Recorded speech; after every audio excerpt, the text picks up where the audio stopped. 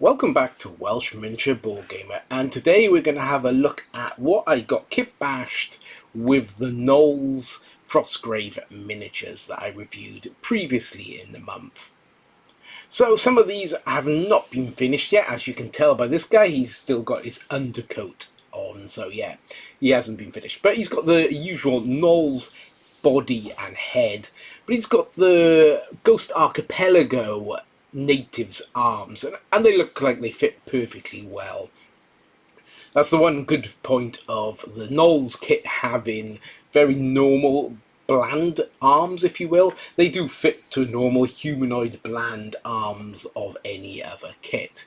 So this one I kit bashed up with the arms from the Oathmark Goblin Slaves kit, and yeah, he's going to be like my shaman, so I think, you know, a little bit punier arms kind of works on him, so he's not so physically dominating, but he is going to look quite impressive with his little skull staff that he has.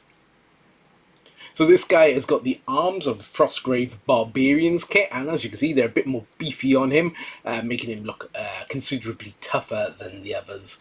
But still, it doesn't look out of place. He just looks like he's a bit more of a, you know, a gym bro gnoll. So this one has the arms of the Oathmark slave goblins again. And again, he just looks like he hasn't got, you know, overly muscular arms. You know, they're kind of normal, maybe slightly on the thin side, but not much. And the length is perfectly fine, so you're not going to be able to have any problems with that. This guy is going to be like a champion or a sergeant, so he's got a two-handed weapon from the Barbarians kit. And again, Frostgrave Barbarians, again, they just look like they've got beefier arms. They're a bit more a bit tougher looking than the standards. So this is another one of the sergeants which I'm working on. It's not finished yet, and you can see I've done some green stuff work on the cloak to give him a nice furry cloak to run down his body. I will have a separate video showing you how I did this. It might even come up on this Friday, just, you know, to fill my Friday slot with something. So, over to the fully finished painted ones. So these ones, again, have got the arms of the Ghost Archipelago natives kit, and as you can see, fits in perfectly fine with the bodies. You wouldn't be able to tell that these are separate kits. So yeah, really quite pleased with how this one looks. He's going to be a standard gnoll, you know, armed with just hand weapon. So the next one, yeah, again, this is a Barbarians Frostgrave arms stuck on a gnoll's body and head. And yeah, like I said, they fit in perfectly fine. I think, I can't think of a kit actually of the Frostgrave range or the Oathmark range which wouldn't work with it. As long as the sleeves at the top of the arms work well, it wouldn't really matter. So like with this one, the sleeves work with it. So these are the Oathmark Goblin Slaves arms again. And yeah, you know, obviously you can't have full length, maybe sleeve or chainmail sleeves. That might look a little bit strange because the rest of the body doesn't have it.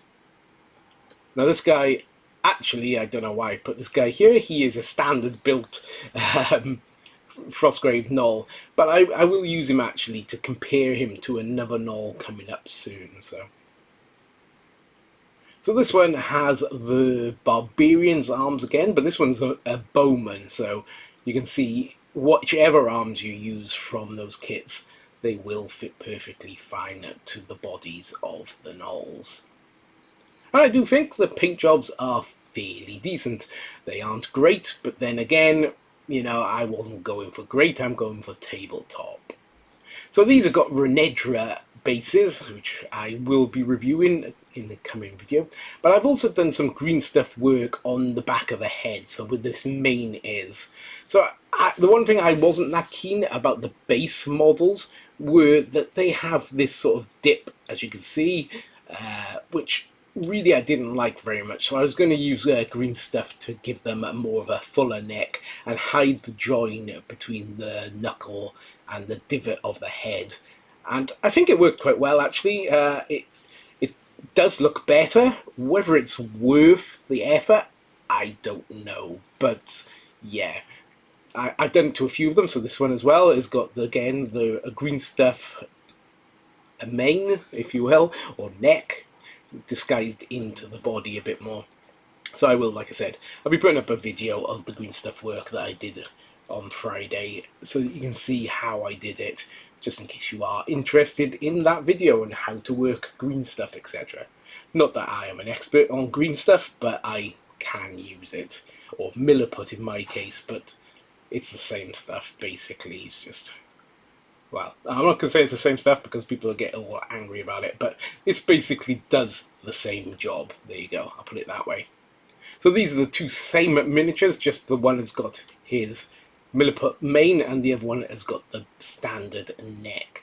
And yeah, they do look better. I do rather it. Will I do it to all of them? No, probably not. I can't be bothered. But if you can be bothered, it probably is worth your while. So I'm going to leave you with some stills of the miniatures. So if you've liked this video, please consider leaving a like on the video. If you want to see more from me, you can always subscribe to see everything that I release. Currently I'm releasing every Monday. And if you want to leave a comment, you can leave a comment, and I do reply to every single comment left on my channel. But until next time, it's going to be goodbye from me, Welsh Miniature Board Gamer.